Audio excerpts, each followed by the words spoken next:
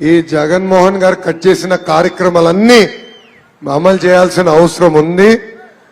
మీకే కాదు, అరటి చీని రైతులకే కాదు, పాడి రైతులు కూడా, అదేవిధంగా పట్టు రైతులు కానీ వీళ్ళందరికీ ఈ ప్రభుత్వం చాలా బకాయిలు ఉన్నాయి. రేపు అధికారులకు వచ్చిన వెంటనే ప్రత్యేకంగా పట్టు రైతులకి ఇవ్వాల్సిన డబ్బులు కూడా ఇచ్చే బాధ్యత తెలుగుదేశం ప్రభుత్వం తీసుకుంటుందని ఈ సభాముఖంగా నేను మీకు ఇస్తున్న హామీ. Thank you. Last question from my side. Last question, overall గా రైతు సంక్షేమం గురించి అక్కడ అడుగుతున్నారు. అడుగుతా, ఇస్తా మైక్ ఇవ్వండి. అక్కడ ఇస్తా. ఒక్క నిమిషం తాతయ్య, ఒక్క నిమిషం. అక్కడ మీ ఉత్సాహం చూస్తుంటే ఇప్పుడే వెళ్ళి ఓట్లేసేలాగా ఉన్నారు. ఇప్పుడే ప్రభుత్వం వస్తే బాగుండేది అనిపిస్తుంది మీకు, అవునా కదా? ఇస్తా, ప్రతి ఒక్కరికి ఇస్తా. మీ ప్రశ్నలు మా దగ్గర ఉన్నాయి. కంక్లూడింగ్ గా రైతు సంక్షేమం గురించి ఓవరాల్ గా మీరేం చేద్దాం అనుకుంటున్నారు మీరు ప్రభుత్వంకి వస్తే?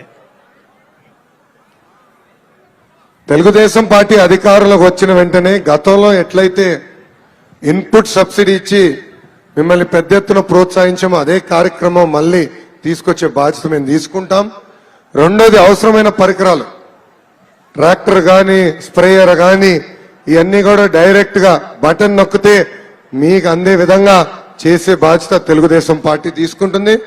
మూడోది, మీరు పండించిన పంటకి గిట్టుబాటు ధర ఇచ్చి రైతులు నష్టపోకుండా చేసే బాధ్యత కూడా తెలుగుదేశం పార్టీ తీసుకుంటుందని ఈ సభాముఖంగా ఇక్కడ వచ్చిన రైతులకే కాకుండా రాష్ట్ర వ్యాప్తంగా ఉన్న రైతులకి తెలుగుదేశం పార్టీ ఇస్తున్న హామీ. నాలుగో చివరి పాయింట్, అనంతపూర్ లో అరటి ప్రాజెక్ట్ ఎలా జయప్రదం అయిందో అదే విధంగా రేపు అధికారులకు వచ్చిన తర్వాత ఇతర పంటలు కూడా మార్కెట్ లింకేజ్ పెద్ద ఎత్తునతో చేసి డైరెక్ట్ గా అమ్ముతాం. ఒక ఎత్తు అవుతే అవసరమవుతే ప్రాసెసింగ్ చేసి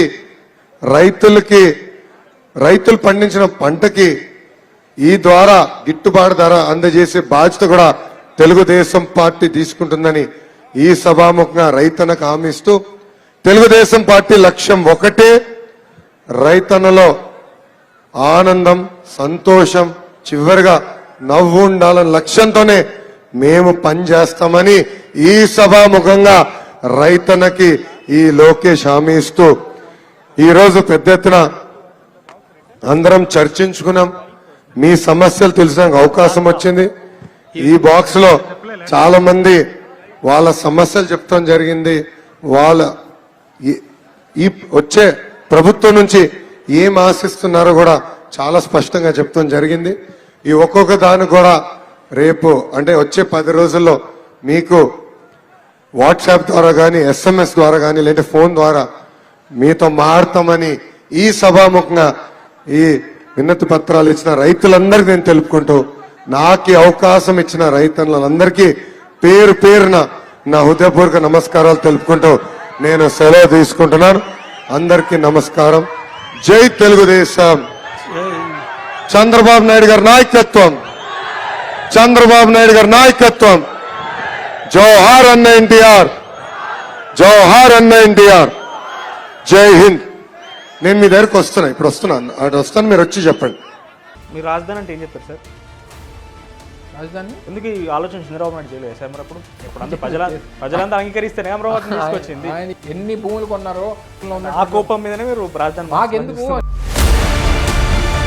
సార్? మీరు మంత్రి అయిన తర్వాత రెచ్చగొడుతున్నారా ఇట్లా మాట్లాడాలని చెప్పి, లేకపోతే ఈ రకమైన నేను చచ్చిపోయి మాట్లాడాను. కుటుంబ సభ్యులు ఇన్వాల్వ్ చేసి పవన్ కళ్యాణ్ 3 పిల్లలు అలాంటివి మాట్లాడుతూ ఉంటారు కదా. 3 పెళ్లి చేసి భూత అది తెలంగాణలో రిజిస్ట్రేషన్ అయిన వారాహి ఇక్కడ తిరగనివ్వని చెప్పి చెప్పారు. అయినా షెడ్కి వెళ్ళిపోయిన బండి గురించి ఇప్పుడు మన డిస్కషన్